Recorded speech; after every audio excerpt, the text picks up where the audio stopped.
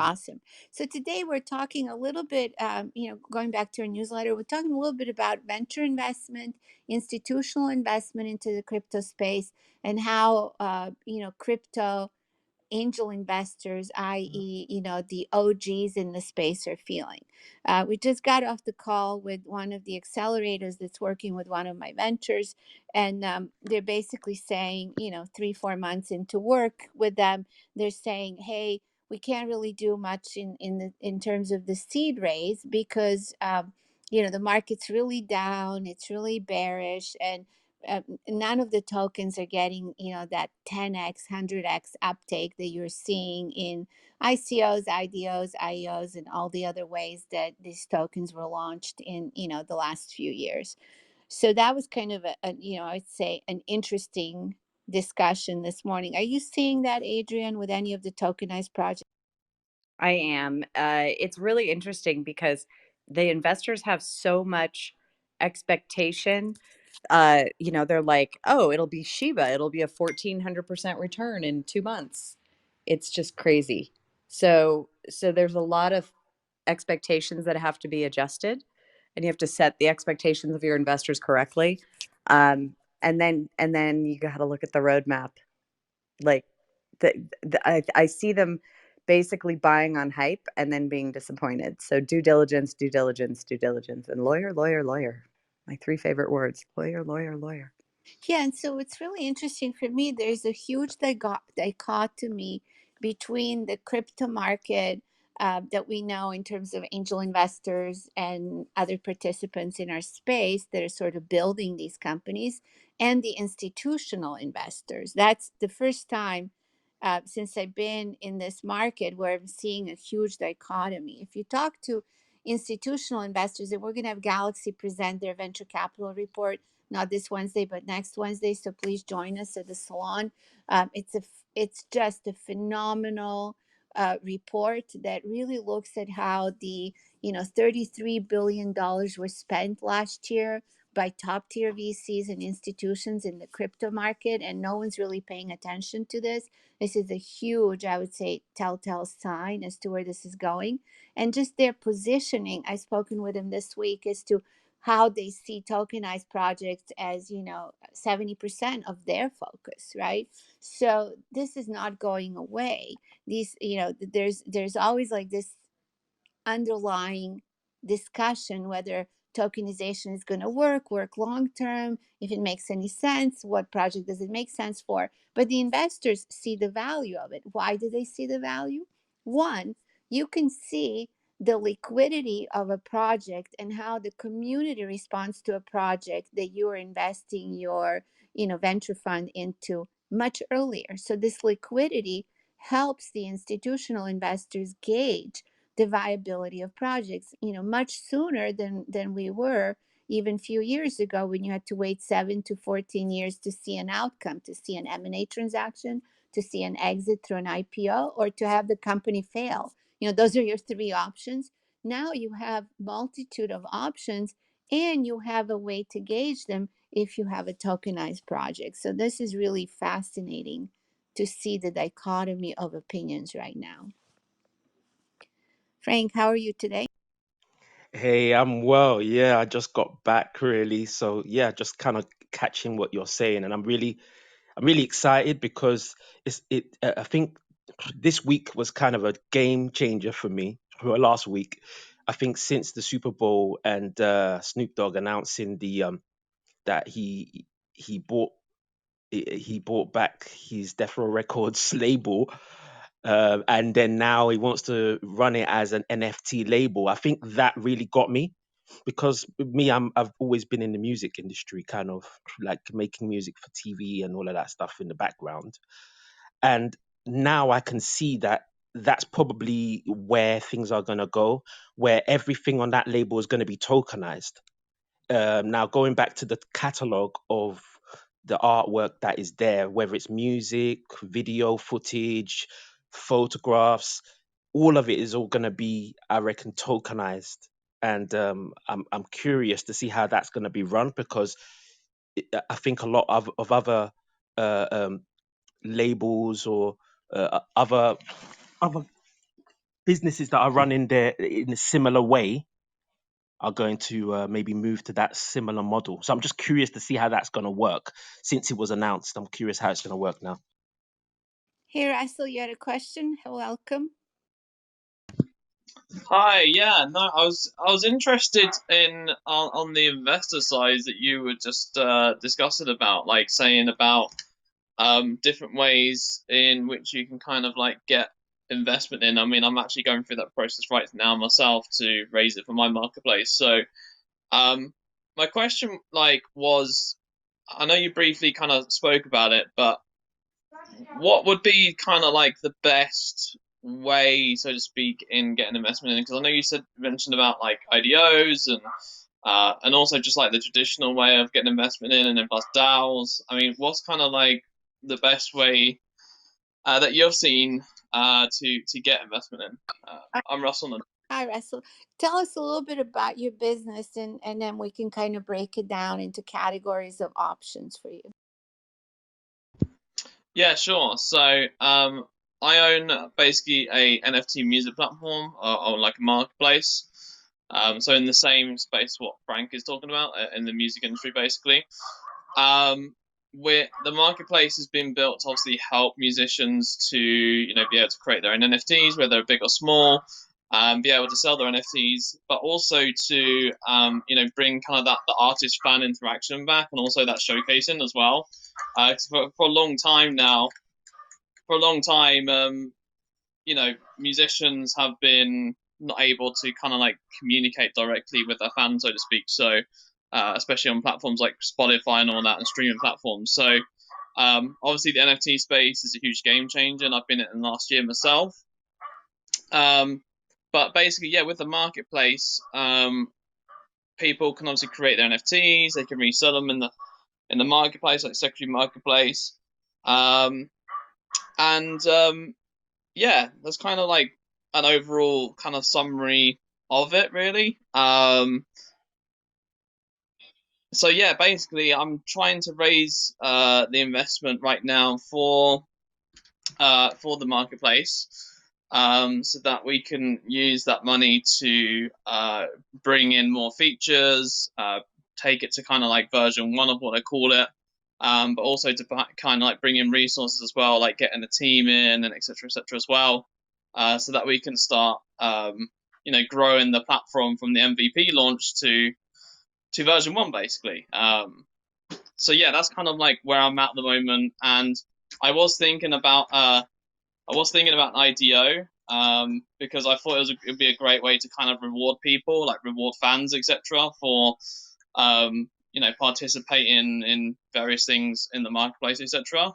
But yeah, no, I just kind of wanted to get kind of your opinion and kind of seeing what you guys have seen and kind of what's worked best and what's not, basically, and how I can get investment from a marketplace, basically. Yeah. And where is the company located? It's in the UK, so. Okay, so there is definitely, this is the time to launch something like this. So you're doing the right thing at the right time. So that's the good news. And there are a couple of different ways that people are launching these projects. One is the one I was describing with one of the projects I've been working on with an accelerator for several months, actually, to launch a token. So directly to the consumers, a fungible token, right? That would allow their community to participate in their activities. The other one is to launch an NFTs project that actually creates your initial group of people that are involved in your project, in your community, in your marketplace. And they're both tokens, right? The NFTs are not the same. They're not exchangeable in essence like the cryptocurrencies are, but nonetheless, it still marks an ownership inside a community. Both tokens kind of brand people that are inside a community. There are many, many more raises being done at the, I would say, at the ground level with NFTs right now than with traditional tokenized offerings, and that's kind of what I was saying earlier. That said, the VCs are investing in tokenized offerings, so it's kind of like you almost have to think about a token in phase two, even if you go the NFT route first, right? And you kind of have to say to yourself, what do I have to offer to this community that's going to support me in launching the MVP with, the NFTs drop? And then what do I have to offer them later on with the tokenized offering? An example is a company that we highlighted recently called Culties. They were presenting in the clubhouse here for us and in the salon, and they basically launched an NFT project. They had a really huge Discord channel, over 20,000 people. But if you own a culty, one of the little NFTs, it's not just because they're very cute and you're part of the, membership club that owns culties, but you will actually have special privileges inside the DeFi offering, the DeFi company that they're going to launch. So it seems to me that lately you're seeing NFT drops as sort of the seed funding and sort of putting the stake in the ground as to the business that you want to develop. And then subsequently, you have to think through your tokenized offering. And I'm sure Adrian will have a lot of things to say about it. I think he's on the phone because I can see the phone thing Yeah, on. she's launching her own NFT project called Foxy's right now. So she just came to join us to get a little bit of a break.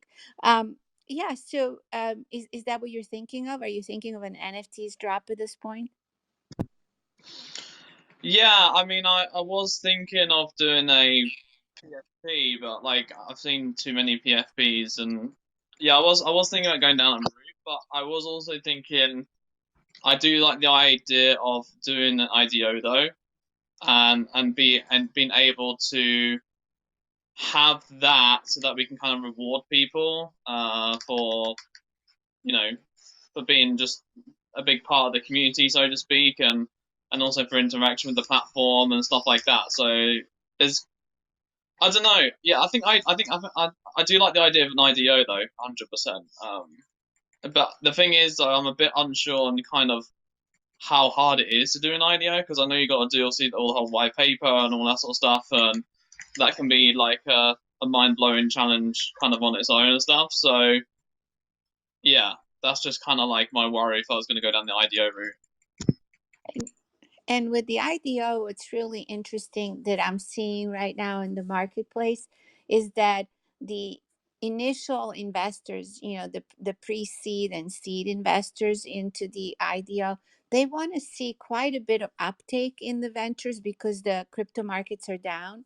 And they're almost behaving, like in a counterintuitive way. They're basically saying, well, don't you have like an A16Z in your venture or some really large well-known entity that's already invested? At that point, you don't need an IDO, of course. But you're almost getting this kind of a interesting reaction by the angel groups right now in terms of coming into pre-seed because they're not seeing an uptake in token value in sort of in trading, post that IDO. So that I think the timing is everything on deciding to launch token for your economy. You can't kind of count on something that was happening in 2020, even 2021 in these markets, if that makes any sense. Yes. Yeah, no, that does make a load of sense. Yeah, no, I completely understand what you're saying. So maybe then it might just be to just I don't know, maybe make like a founder NFT or something like that, and then just sell them or something. Like, because I've seen a couple of clubs do that, like where there's like one in London that did that, where they did like a sale of like 1,000 founder NFTs, and everyone who purchased them, became like a founder of the actual thing and like the actual club, etc. And obviously there's utility that kind of goes along with that, etc. as well. Of course, they get the highest amount of utility and stuff for being the founder, etc. Um, so it sounds like that might be like my best route then, rather than going the IDO route and then doing like the IDO after that, so I can get on following funding from what you're saying. Yeah, so the that's exactly, I think, a good thinking at the moment. You have to kind of understand where your community is at any given moment in time, right? And so the community that we're living in, the NFTs, DeFi, DAOs community, is interested in hot projects, high returns, and ability to be a member of a very exclusive club, right? And so you have to kind of define for yourself, and you already have, why are you building this business? Why are you creating this marketplace? And of course, there are many ways that the way the music is distributed and presented to consumers today can be improved upon. So you definitely are doing that with your model. You're getting rid of some of the intermediaries in your model. And so you have to think to yourself, what people in the community would resonate with this, and how would I get them involved with the project, put them on the same side of the table as myself right now in building this project. I've been advising Superworld for several years, and when I first met Rich back in 2018, his business was always about that. It was about allowing, global community of creators to create in the physical world and digital world simultaneously, be equitably compensated for that, create a better world out of their experience. And I think you're doing that for the music business, with this NFTs marketplace and with this platform. And maybe you want to solicit help of those creators up front, through NFTs, and then provide them the liquidity of transactions on your platform with the tokens at a later date. So you think of it that way, as opposed to just, okay, I'm funding a venture. This is my first round. This is my second round. It's now really, I'm creating this with many other people. How do I want them to be involved? At what level? And how can they help me build this in a positive way? TS, you had a question? Yeah, sure. What are some of the best ways to market an NFT? Wow, that's a really great question. I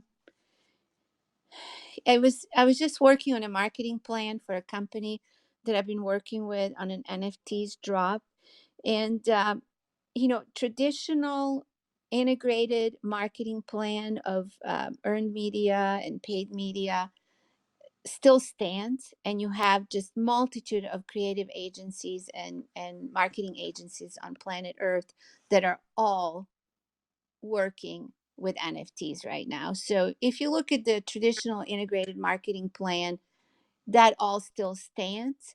And in a very short period of time, NFTs projects will have to have all the components of an integrated marketing plan. Now, if you just look at things that are very, very different that we're seeing, number one, Discord channel is a must at this point. Number two, ask me anything, like this room. This room is more about creating businesses and business models, but if you're doing an NFT drop, ask me anything about the NFT drop rooms. They're being run on the ClubHouse and Twitter spaces. And then the ability to engage influencers in the space, like an Adrian who's doing her own drop today, but she's been advising a bunch of NFTs projects in the space, engaging the influencers by giving them airdropped, if you like, NFTs.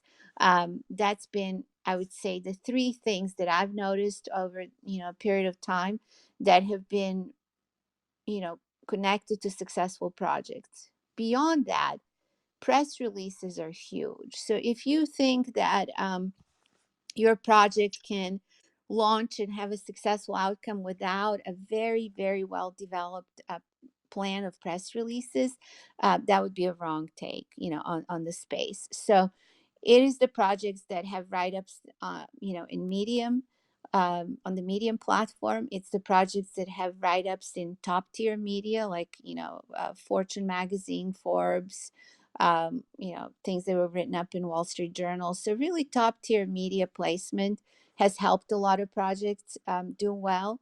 And then, of course, connection to other projects helps as well. There are actually NFT projects and NFT Discord channels and other channels online that are listing projects, and you have to be listing on those as well. So it's a combination of all of these components. Okay, cool. Yeah, that totally answered my question. Um, yeah, I don't have any NFTs, but I do plan on opening up um some sort of NFT like thing.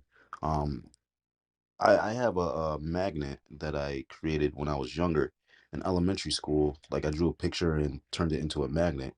And I've never taken a picture of it. It's nowhere to be found in the digital world. So yeah, I think scarcity and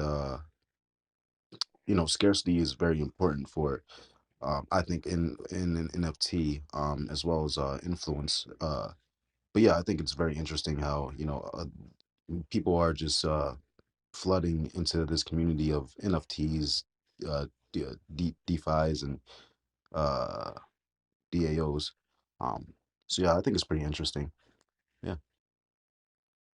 Yeah, and it's interesting that, obviously NFTs work great with physical projects and physical consumer products that, make sense to be sort of managed as supply chain. And we had quite a few discussions. If you go back to, we actually taped all of these discussions over the last year.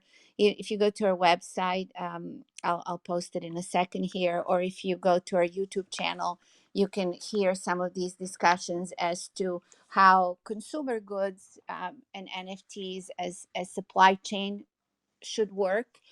Mainly if it's a luxury consumer good, and if it's a consumer good where you want to track the origin, the distribution, the consumption of the good, you want to put it on a supply chain on blockchain, as it's immutable, transparent, etc. But with NFTs, that's already solved, so you can actually assign to that Louis Vuitton bag an NFT on the supply chain, and you can track where the bag has been kind of through the whole process. You can create secondary marketplaces for luxury products and interesting products. We're talking to companies that were doing golf clubs venture that was an e-commerce venture, and they thought that golf clubs may have a secondary marketplace. So, if Tiger Woods owned that golf club, or one of the other top tier athletes that are not necessarily golf uh, pros, but other pros own that golf club, you would probably pay more than if Mariana owned it before. So there's a definite secondary market for many of the luxury goods and products. Frank, how are things going on in the metaverse this? Oh boy. um, a lot. I would say, what I would say is that there's a lot of land is being purchased. That's that's one thing I can say, is that there's a lot of NFT real estate that's being purchased, and I think it was a few days ago there was a lot more happening with regards to tokenized real estate. So this is moving forward. So the future of real estate is I believe is going to change. Um, Also, with, like I was mentioning about the music, the NFTs are, I think they're starting to evolve. So play to earn is becoming a big thing. I think play to earn is going to be massive this year. I think it's just going to be massive this year and the years to come. So anything you're able to do in your real world, to better the real world, if you're able to then bridge the gap between the metaverse and in a real world, I think then that's when you find you can make a change.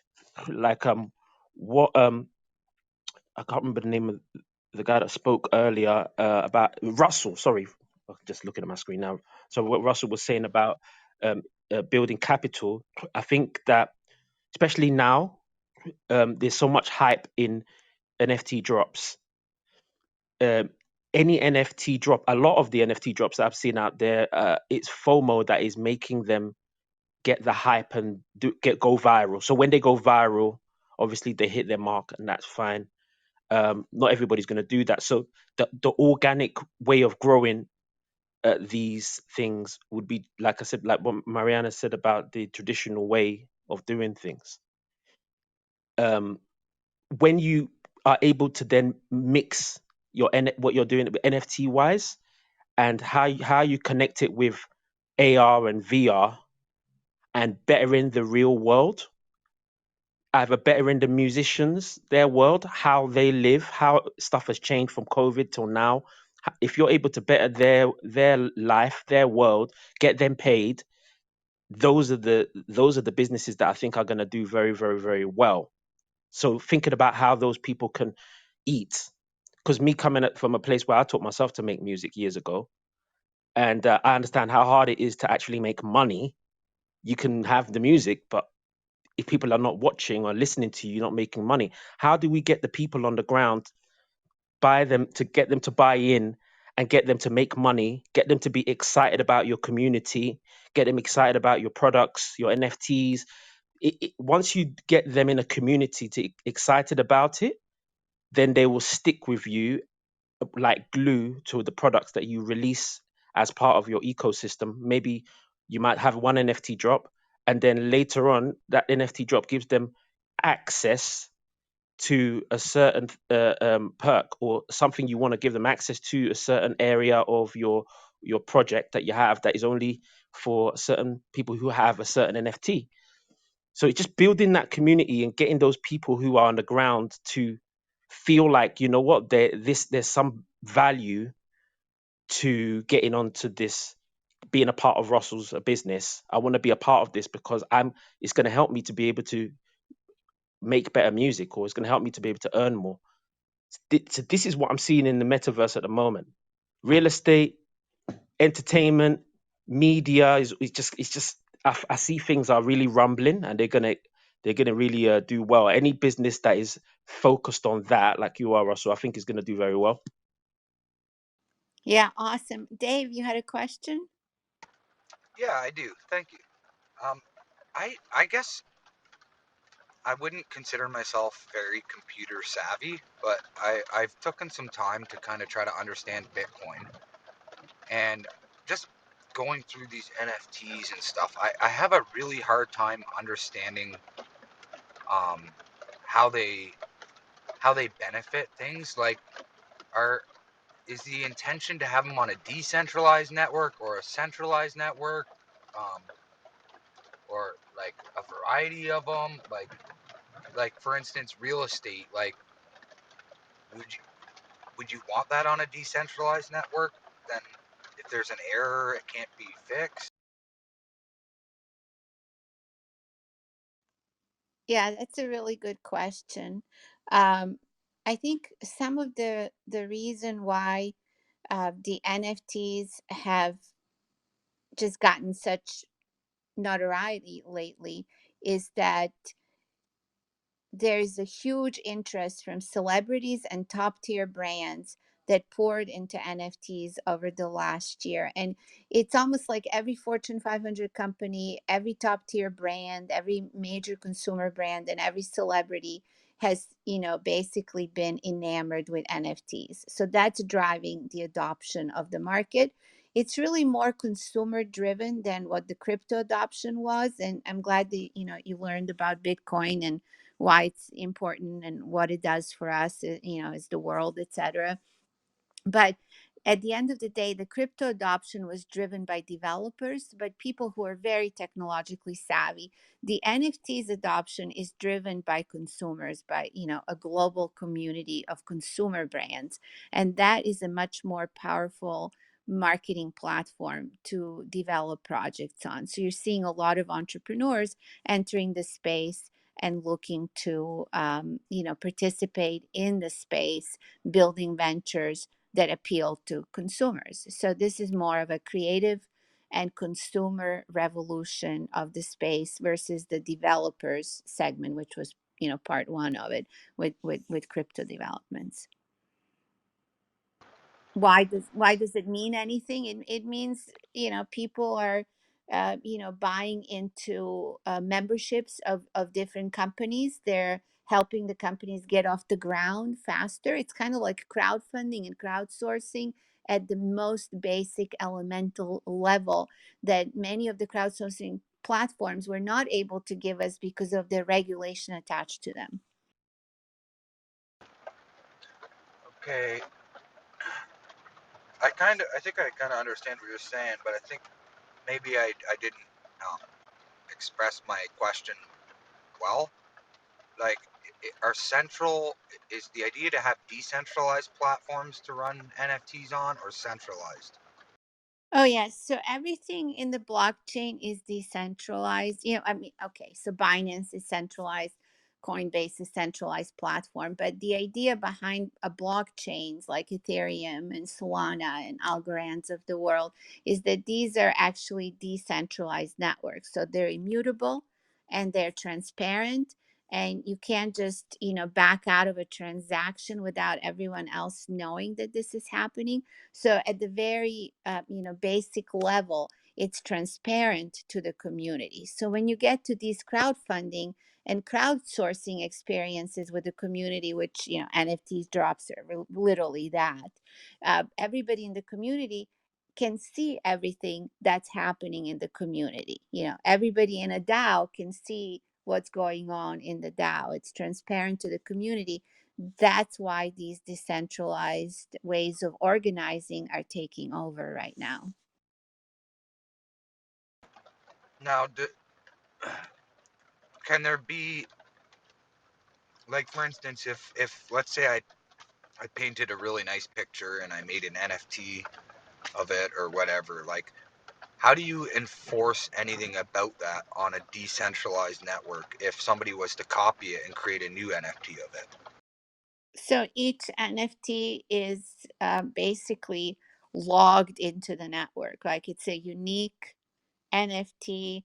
There are phishing scams and other scams that exist, on everywhere around us, unfortunately, that we're trying to steal, legitimate NFTs. But the bottom line is, it's supposed to be a unique digital um, address for that particular piece of content, whatever the content is.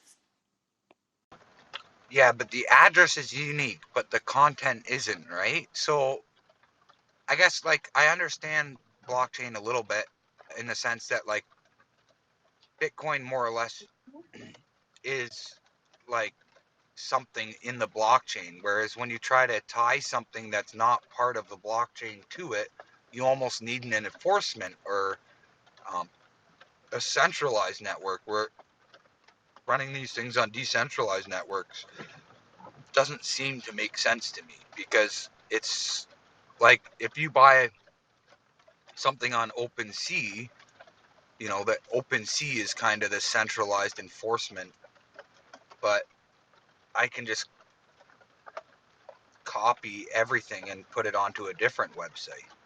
So unless you have like a kind of a central place or a central authority, a lot of these things don't. I have a hard time understanding how they could work. Does anyone want to answer that? And sorry to interrupt.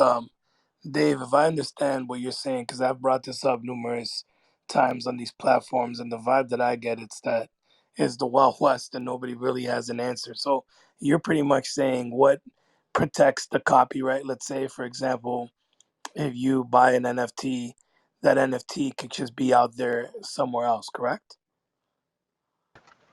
Correct. Or even if I sell it, like um like from what I've understand, they have smart contracts on them and stuff, where like the creator gets kickbacks, but that only really works if they do it through a central authority. Like if I create a piece of art and then every time it exchanges hands I get a cut, people can avoid me and actually not obey it. Yeah, I think it's the Wild West, unless somebody else can prove it wrong. But I It also is Dave? the it question. it is the wild wild west. Early on, when there were a lot of other decentralized marketplaces like Open Bazaar, I literally went there and someone was selling an NFT of a free image off Canva that they had NFT'd, and they were selling it for $600.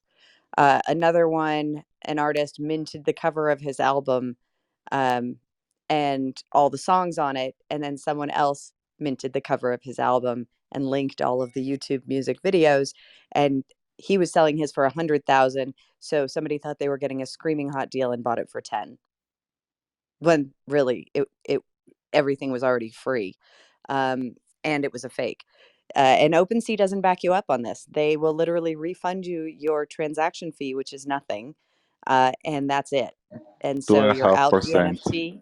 Yeah, they'll be out the NFT because they'll delist it. It's still on the blockchain. You just can't get to it from a front end viewer, and then you'll be out the money and it's not really real, and so you can't resell it, so it's a scam. So that's what we're working on. And then the royalty issue, of course, is platform specific. So if people are buying and selling and you've set the royalty in your contract on OpenSea, if they go to Rarible or Ludex or anywhere else, they can sell that and the royalty won't be paid. So we're trying to work on that. There are ways to embed the royalty contract into your smart contract, which is great, but that's not standard yet. And so, we're super early. We don't even have all of the tools to mint gate unlockable content yet. It's all being hand coded for each specific platform. At some point it'll be Mailchimp and it'll be easy. Just like Mailchimp integrates with absolutely everything. At some point, a technology will win out that will do that cross-chain compatible, but we're not there yet. We're still early.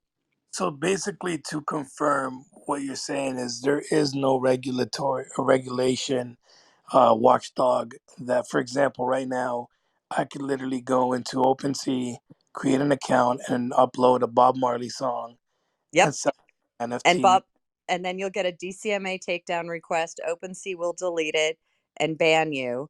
And then they'll have to figure out who it was that actually put it up there to sue them in regular court. Interesting. So So I there's, let me give you an example. So, Dick Face, I built their website. They're friends of mine, and I put the pictures up as the examples, which is why on foxies.art you'll see that everything says sneak peek watermarked, because within hours of putting that website up, there was a fake collection by an account that had done it 10 other times and likely been reported and was still up, and they'd swiped all of the images off of the website, put up a fake collection called Dickface, and had it for sale before they'd even minted. Can I add a little bit context also? Because right now you're talking about theft of intellectual property of by getting one collection and minting it from somebody and minting it by yourself. This is definitely intellectual property violation. And right now in 2021, the crypto scams they reached 14 billion US dollars. So you can imagine how big is the whole scam organization in worldwide level.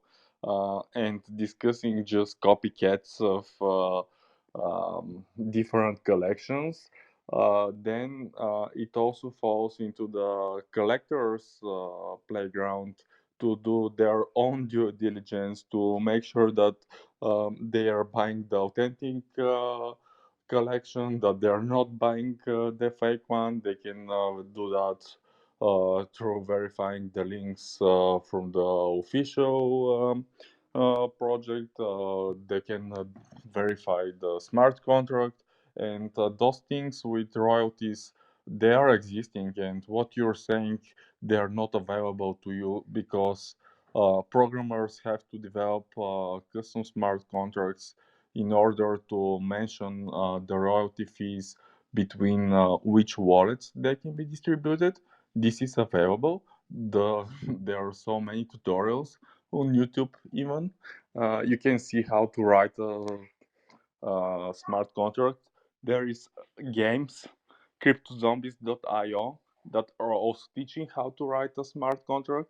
Basically, the thing is you cannot expect OpenSea to provide you with smart contract and then to have expectations of all the abilities of the smart contract. Yeah, you agree to what they give you. You can also implement your custom smart contract into OpenSea, and then you can move your NFTs everywhere. So I wanted also to add something for the Dave point. Uh, he's talking about NFTs only about picture, what he sees on the face of the NFT, and this is what NFT projects right now are going after is utility. Basically, what if you copy the picture, okay, you get the JPEG, but you cannot copy the utility. You cannot copy the token on which the rights to execute the utility are written, and you cannot get potentially the further down the line. You're just getting scammed, but that's due diligence on your side also. So really, when you say you buy a picture of an NFT, or like say a piece of art, like If I don't know if you all want their to names, talk but with like a a name of collection, because talking about NFTs in different projects is a little bit vague. yeah. Um, Okay, there are so many I don't know projects. all their names, but what's a popular one on the Ethereum blockchain? Uh, Very popular one, the most popular is Bored Ape Yacht Club. Okay, so if I bought So one of those, I'm actually just buying proof that I bought it. I'm not actually buying the image, So right? then you also get access to a Discord server where you can chat with Eminem, with all the celebrities that are also part of the Bored Ape Yacht Club. How much would you pay to chat with Eminem if you had an opportunity? How would you approach Eminem by yourself right now? If you're Bored Ape Yacht Club, your buddies now. I have visited multiple events in the Bored Ape Yacht Club. They have a yacht in Decentraland.io, and I was at the meetup with Jordan Belfort. Do you know how much it costs to meet Jordan Belfort in real life? Like just to talk with him, and it was 45-minute session there. He was there with his avatar in the yacht, and it was fun. Like, okay, maybe it could be more beneficial, but definitely Bored Ape Yacht Club is putting you in a great place. It depends on you. I have a question for you guys, since I have so many NFTs expert here today, which is wonderful. Where do you go to find um, great new projects that are NFTs that you want to invest in and or be part of the whitelist? Where do you usually start from? Crypto Twitter. Literally everybody's on Twitter. All the crypto people are. Every day NFT or NFTs is trending, absolutely trending. NFT community, NFT drops, NFT artists, they're trending like over the entirety of Twitter. Looking at visuals, Instagram is good, but unless the account is like verified or has over 10,000 followers, they won't have swipe up, which means it's harder to find access to everything. That's So not correct. Links are accessible to most of the accounts in stories, not only through swipe up right now. stores, Stories, IG oh, stories. stories, yes, stories. Um, but unless you're following them, you don't see their stories. You have to go directly. That's just based from my data because I just did a big test on Instagram and the engagement was not very good. Twitter, however, fire. Yeah, they want you to pay. That's why it's not good. You Right. need to promote, and that's why you Exactly. need the influencers And to boost your campaigns. exactly. Well, that was what I noticed was that the my organic influencers just asking my friends to share in their stories generated 140 times the engagement as an ad. That's crazy. It's like why pay for the advertising? It doesn't work. Just go ask your friends to promote. Oh, Yeah, and because paid Facebook, influencer Facebook see you advertising as cow. does They not just work. want to milk us. Yeah, but Facebook is only taking money. yeah, the paid influencer advertising was actually crashed our floor on my last project. So you don't want to do paid influencer advertising. You want your actual friends. Like show that there's an evangelism going on about your project and that a lot of people like it, not just one big influencer. I have a question. If anyone, I've just been navigating these hallways the last month trying to figure this out. So, for music NFTs, is there a particular platform that's more recognized for it, or more sustainable, more has a better reputation for representing um, musical NFTs that you guys can recommend? I'm not Well, familiar. I Audius is think, a great. Go ahead. yeah, Audius. Sorry, Yeah, I was going to say Audius. sorry, I didn't get the name. Audience? Audius, Audius. Okay, thank you. Audius. And I, there are about 15 new music platforms about to launch that are specifically for music artists. I'm working with several of them, but they're not launched yet. So if I tell you the names, it won't help you. Sorry. But they are definitely building music communities to help artists create their own communities, kind of thing. Yeah, so Would you the answer be to your question, William, is no. There is not currently anything that is awesome, but I would agree with everybody here that Audius is the currently the best option if you needed something today. so if you upload music to Audius, can you mint it there on that platform? Yes, and they also have partnerships with TikTok, which is, as I'm sure you know, as an artist, is a pretty big deal. For sure. Yeah. All right. Audius. I'm gonna check that out. And you guys said that it's AUDIUS, I I was correct? send you a back channel message, William, with Oh, I'll look up. yeah, Audius, And I Rocky, and see a lot of Viberate. So going back to Twitter, as we were discussing finding new projects, how do you find Twitter spaces that are launching new NFTs projects? I come across Twitter spaces, but not in the same way that I come across Clubhouse rooms that are discussing this. It's very random and impromptu, and I do know that there are rooms that go weekly at the same time, but there's really no calendar, so it's hard to find them on Twitter Spaces. And we literally crashed our space 4 times in an hour.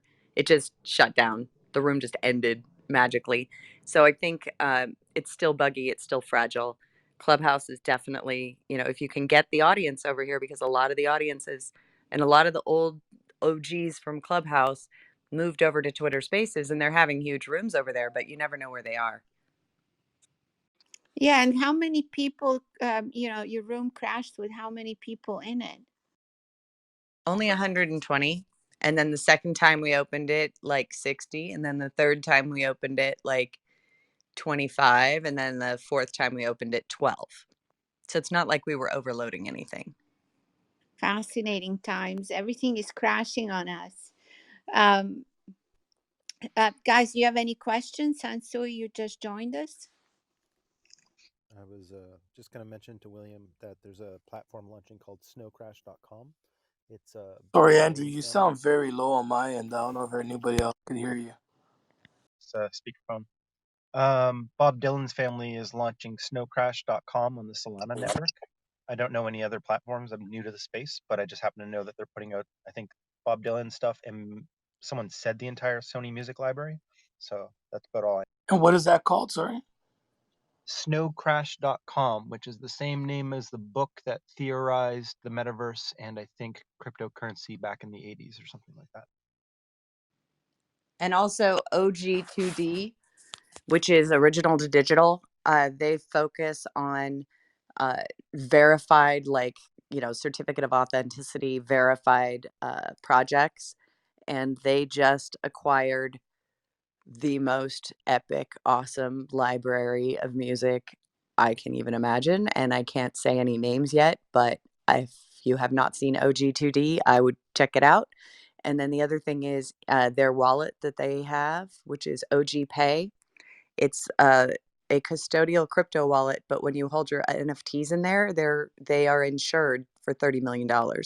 So pretty much every punk should be in there, and every ape. Thank you Is very it much.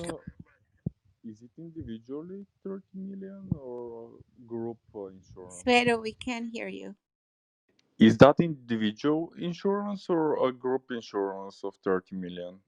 Is that per account? I Is my question. I believe it's per item. Per item. Okay. Pretty sure it's per item. It might be per wallet. At some point, we'll bring them in and talk to them about insurance or something like that because it's kind of important. But yeah, I'm pretty sure it's per item. In Don't quote me terms on that. of the music NFTs, I just want to elaborate that I couldn't find any NFT music player that could play the music NFTs you mint. I have minted multiple, so you cannot really play them outside of OpenSea. I think that's also lacking in the music right now. So I'll give you guys an example. I'm very intrigued with it. Obviously, I come from the music business. One of my clients posted a song on. I'll tell you guys right now. It's called Catalog, and it was an NFT. And sure enough, they didn't even attach like any masters or any points off of the song. It was literally you're just getting the exclusive song. Long story short, there was a bidding that began, and I could tell you right now, I'm looking at it as we speak. I ended up selling for roughly 15,000 Canadian. And I was like, there's no freaking way. But when you watch, you see that the bid ended, people were bidding, and somebody took it. And, I don't know about how they listen to it. I could just tell you that if you go to catalog, you can see the artwork and there's a player there. You press play and the song plays. I don't know what happens when they get the NFT. Is that what you're referring to? That once you buy it, there's no way to play it?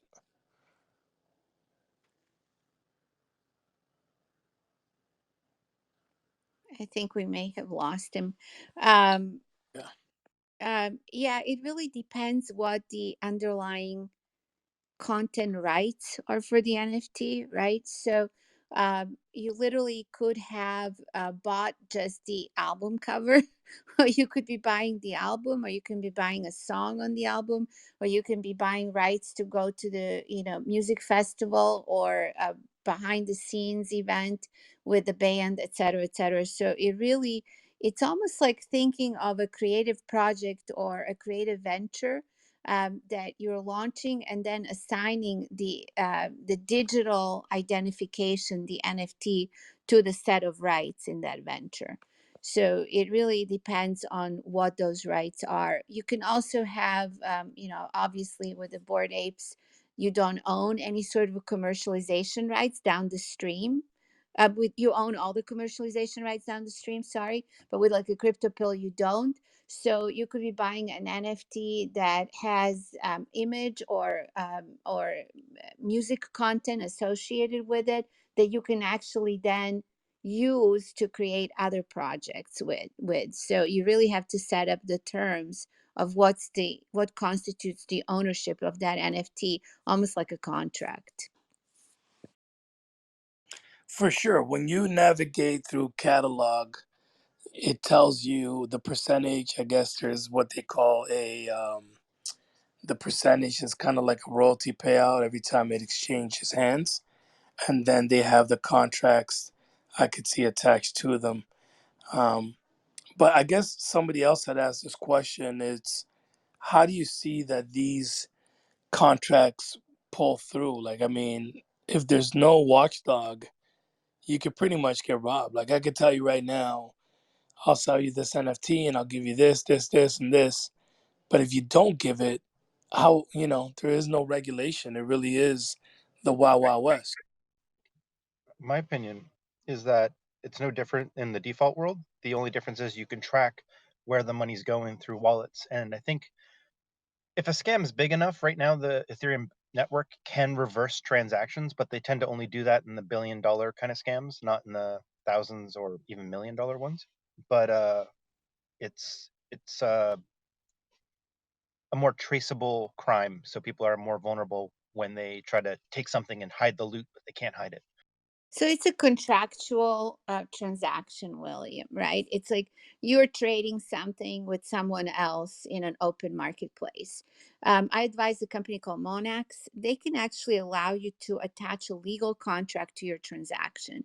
So you don't have to rely on the smart contract or dumb down what you want to put into that transaction, as the set of rules that you and the other party has to abide with. And then of course you can pursue them in court. The party that you're transacting with, or they're not necessarily known, but you want to be in a position where you know who you're transacting with, and you want to attach the legal contract if you have a more complex transaction. And I understand. Don't get me wrong, guys. I read contracts for a living through music, and we have attorneys. But as you guys know, there's territories, right? So, for example, when you're on a digital platform and you're buying something from, let's say, in South America, there's what do you like? I mean, I'm just being realistic and devil's advocate. What are you gonna do? You're gonna sue somebody in Argentina because their court systems are different, and what court system applies or what governing territory applies to something digital on the World Wide Web? Is that all ironed out already? Yes, it's smart contract. That's the concept of the smart contract. And basically, there is a very important party in the smart contract. It's called Oracle. This is basically a party which is saying yes, everything in that smart contract is going well. We finish the transaction. So if we talk about NFTs, in our case, OpenSea is our oracle that is confirming that everything on both sides went okay, so the smart contract can be finished. But But somebody this earlier is the idea. somebody said that OpenSea, they actually used that as an example.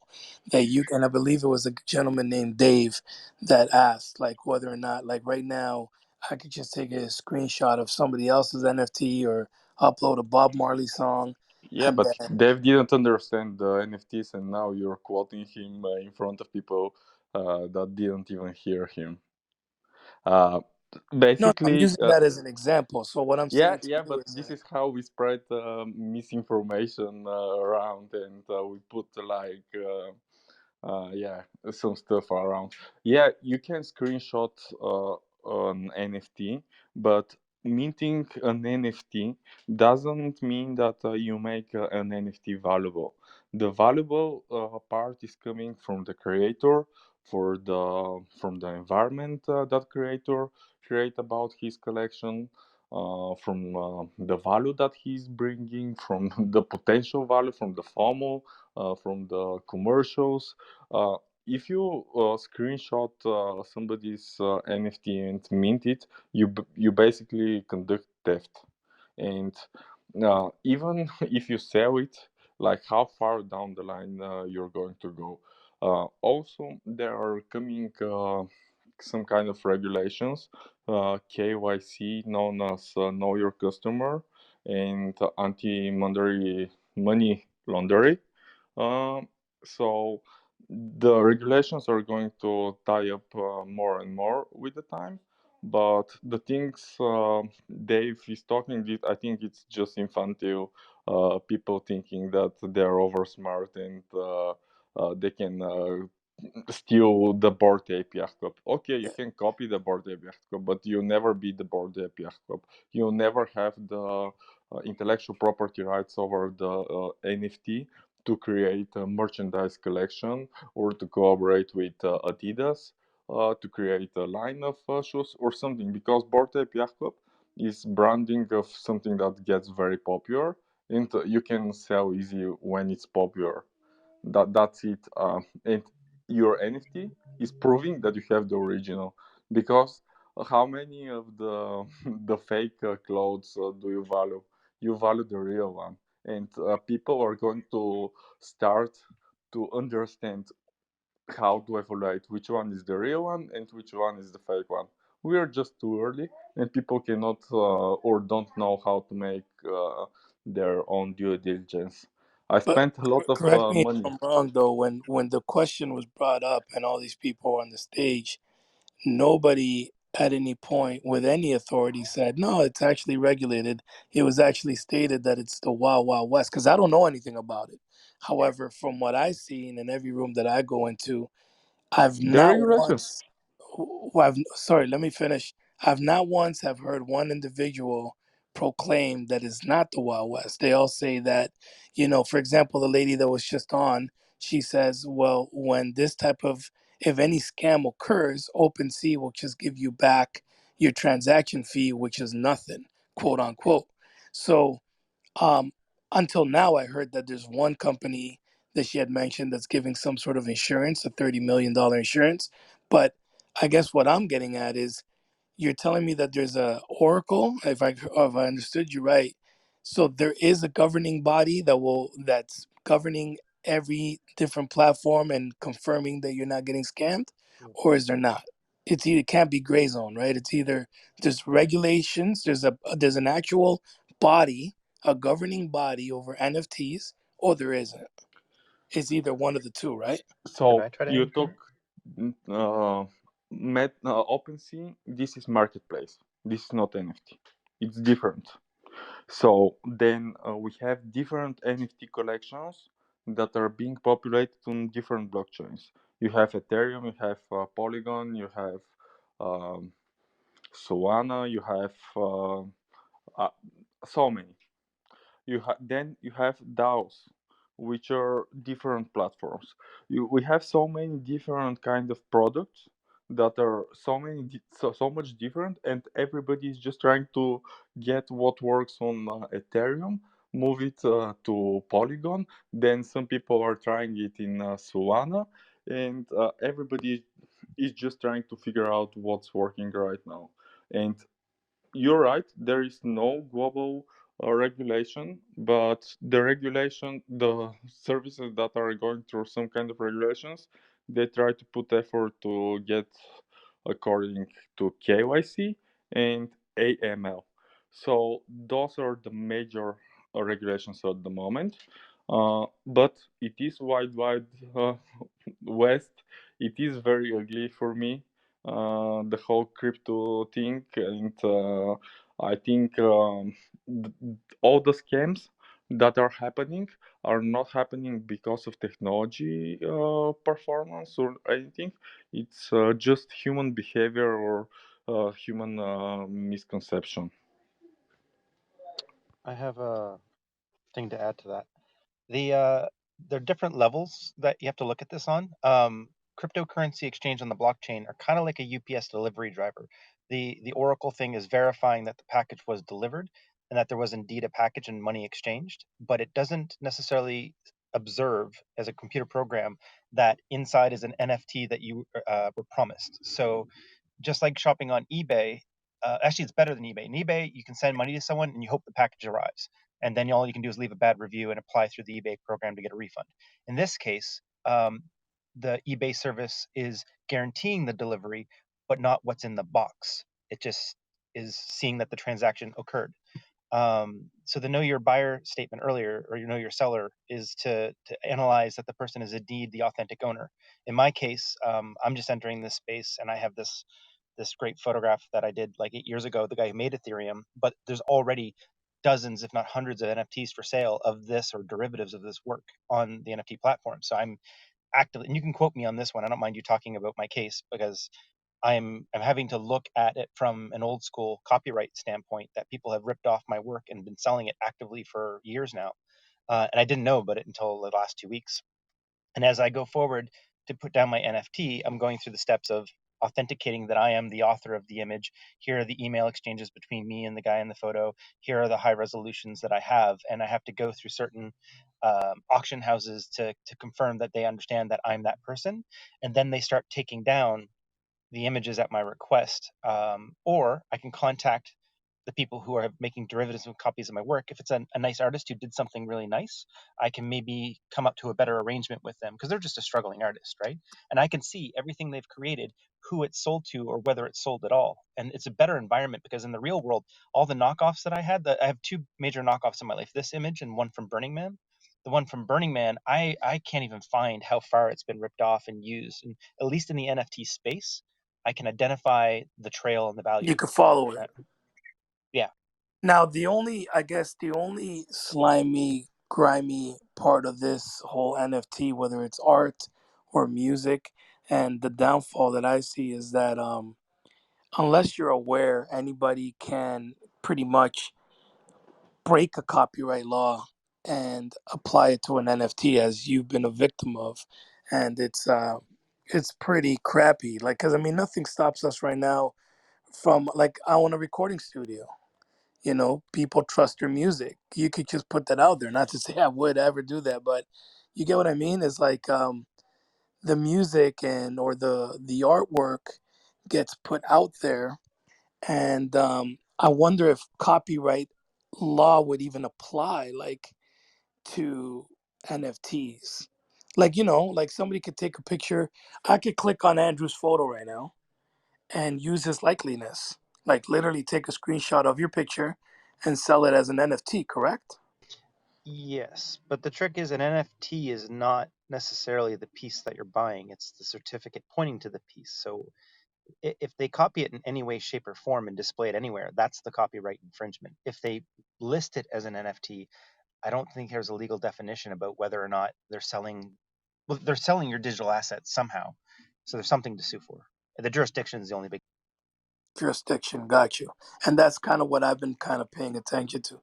Guys, thanks for the clarification because, like I said, that's one thing that's kind of boggled my mind is I studied how much money is being swapped in the NFT world in a day, and it seems like it's the economy is doing amazing.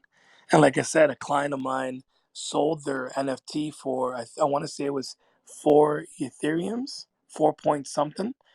And obviously it's doing well, but the only thing that kind of scares me is that there's no sort of governing. Like, there's, especially when you start dealing with music and rights and masters and publishing, it gets a little tricky, right? So there's nothing. I need to feel more confident about the governing behind those assets, if that makes any sense to y'all. I'll be in Toronto in like a week or two, and I'll be meeting with one of the founders of Ethereum. So if you wanted to like have a direct kind of feedback from that kind of stuff, I might be able to set up a meeting. Oh wow, okay. Are you based out of Canada? Yeah, I was in Toronto for 20 years. I'm originally from Halifax, but I live in Montreal right now. Okay, nice. I just followed you. Yep, there's a link William. Um, to the back end. we'll link. Yeah. Well, awesome discussion today. We usually keep these to an hour every Tuesday, 10 to 11. It's Ask Us Anything about NFTs, DeFi, and DAOs. Thank you for the questions and for the discussion, William, Andrew, Miguel, Sveto, and Frank, and Adrian, who's selling her Foxy's NFTs. So follow her on Twitter and get inside the whitelist if you can.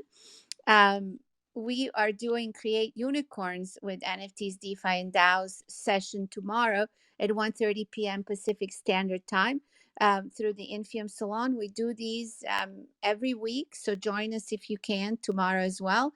And next week, we also do on Zoom a virtual Infiom Salon. We're going to be discussing the Galaxy's report on venture capital investment. Really important findings. $33 billion invested into the crypto marketplace last year, more than probably all other years combined from institutional capital. And the head of their institutional trading group will be with us. He came from JP Morgan. He would be discussing how this is, how to think about investing in the space and growing companies in our space. So join us for that. That's not this Wednesday, but next Wednesday. And we'll see you tomorrow at 1:30 p.m. And thanks everyone for joining us today. Thank you. Thanks, everybody. Take care.